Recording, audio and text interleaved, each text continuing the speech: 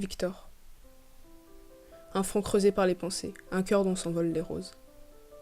Victor, c'était si soleil couchant en 83 ans. Pan.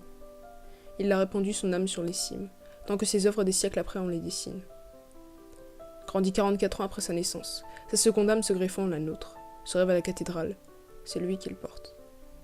Science, écriture, parole, résorbant le bagne par l'école, titulaire du lys d'or.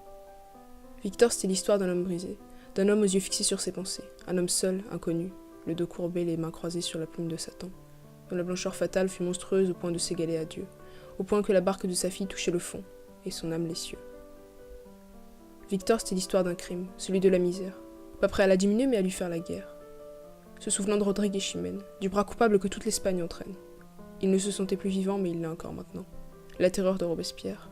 Un dernier avant de se concentrer sur l'art d'être grand-père.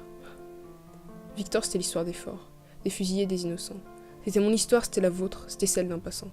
Celle d'un soir charmant qui tombe, l'une pareille au cygne et l'autre à la colombe. C'était l'histoire d'un brin d'herbe et celle d'un ver. C'était l'histoire d'un bouquet de houx et de bruyère. Victor, c'était pas l'histoire d'hier. C'est l'histoire de maintenant, ce sera l'histoire de demain.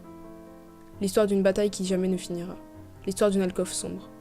C'était pas l'histoire par le physique, c'était l'image par les ombres. Et il eût fallu qu'un jour il tombe. Et si maintenant, tu te demandes encore ce qu'est la mort, à partir d'aujourd'hui, demande-le à Victor.